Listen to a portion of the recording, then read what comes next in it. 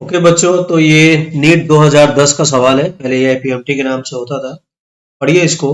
बोल रहा है which of the following statement is false for the property of electromagnetic wave. Electromagnetic wave की बहुत सारी प्रॉपर्टी होती है, उसी पे सवाल है। आपको 4 स्टेटमेंट देके बोल रहा है कि आप ढूंढिए इसमें से कौन सा गलत है। ध्यान देना बेटे, गलत पूछ रहा है, यानी 3 सही होंगे, इसमें से एक गलत हो। मुझे मैं ढूंढ के निकालना है। ठीक है, चलिए देखते हैं। बेटे अगर इलेक्ट्रोमैग्नेटिक वेव की अगर मैं आपको विजुअलाइजेशन दिखाऊं तो ये कुछ ऐसा होता है।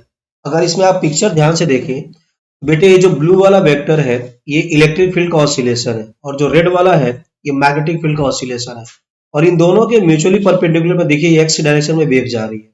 मतलब इलेक्ट्रिक फील्ड वाई में है तो मैग्नेटिक फील्ड जेड में है, तो वेव किधर जा रही है? एक्स में जा रही है। तो इसमें एक चीज ध्यान रखते हैं कि जो तीनों के तीनों होते हैं, इलेक्ट्रिक फील्ड वेक्टर और जो मैग्नेटिक फील्ड वेक्टर और जो प्रोपोगेशन होता है, मतलब इलेक्ट्रोमैग्नेटिक वेव की डायरेक्शन, बेटे तीनों म्यूचुअली परपेंडिकुलर होते हैं।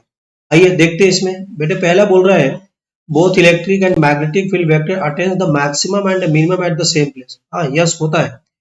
बेटे देखिए, जो इलेक्ट्रिक फील्ड मैग्नेटिक फील्ड होती है ना, वो सेम फेज में होती है। सेम फेज का मतलब जब ई मैक्सिमम तभी बी मैक्सिमम, जब ई मिनिमम तभी बी मिनिमम, जब ई जीरो तभी बी भी जीरो होता है। इसका मतलब पहला तो सही बोल रहा है। ठीक है बेटे, हमें तो ढूंढना है जो गलत बोलेगा, तो इसको आंसर नहीं मारेंगे। फिर बोल रहा है energy in electromagnetic wave is divided equally between E and B. जो एनर्जी होती है बेटे इलेक्ट्रोमैग्नेटिक वेव की, वो इलेक्ट्रिक फील्ड और मैग्नेटिक फील्ड में स्टोर होती है।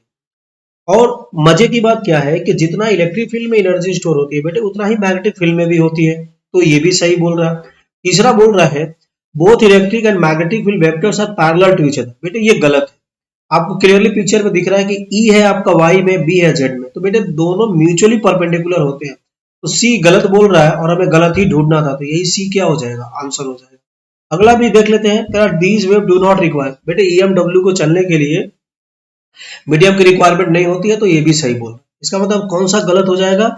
सी वाला गलत हो जाएगा। Okay, thank you.